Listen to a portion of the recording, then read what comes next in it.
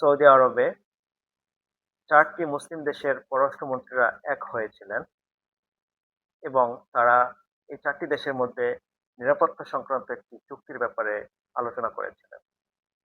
এই ৪টি দেশ হলো সৌদি আরব, মিশর, তুরস্ক এবং পাকিস্তান।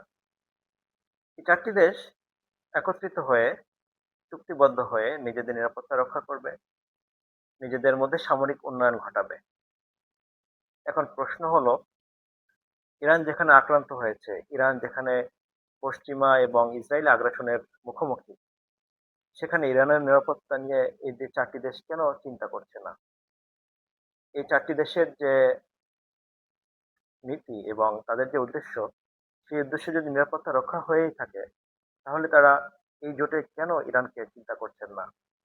ইরানের সামরিক সক্ষমতা যেভাবে ইরান প্রকাশ করেছে, পশ্চিমাদের বিরুদ্ধে, ইসরায়েলের বিরুদ্ধে ইরান যেভাবে এখনো শক্তি নিয়ে দাঁড়িয়ে আছে, সেখানে মুসলিমদের মধ্যে যদি একটি জোট হয়, সেই জোটে ইরানের অংশগ্রহণ কেন জরুরি নয়? আমি মনে করি ইরানকে সঙ্গে নিয়ে এরকম একটি জোট তৈরি হলে সেই জোট অনেক বেশি গুরুত্বপূর্ণ হয়ে উঠবে। সেই জোট অনেক বেশি শক্তিশালী হয়ে উঠবে। এরকম একটি জোট মধ্যপ্রাচ্যে মুসলিমদের স্বার্থ রক্ষায় সর্বোচ্চ অগ্রাধিকার দিয়ে কাজ করতে পারবে।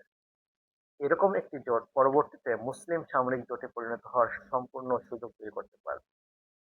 তাহলে এই ৪ দেশের নেতৃত্ব যেহেতু সামরিকভাবে একত্রিত হওয়ার সমন্বয় করার চিন্তা করেছেন এবং ইরানকে তারা তাদের এই জোটে নেওয়ার কোনো ধরনের পরিকল্পনা করেননি, তাহলে কি এটি মনে হয় না যে এই ৪টি দেশ সুন্নি অধ্যুষিত একটি সামরিক জোট তৈরি করার প্রচেষ্টা চালিয়ে যাচ্ছে?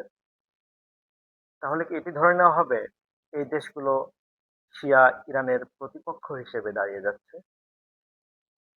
যদি এরকমই হয়, তাহলে এই জোটের ফলাফল, সফলতা কতটুকু?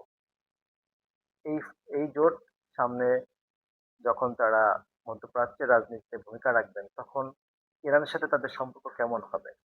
ইসরায়েলের প্রতিরোধে তারা কি ধরনের ভূমিকা রাখবেন? সেই প্রশ্নগুলো থেকেই যায়। যদি মুসলিমদের মধ্যে একটি জোট হতেই হয়, সে জোটে ইরানকে রাখা খুবই জরুরি।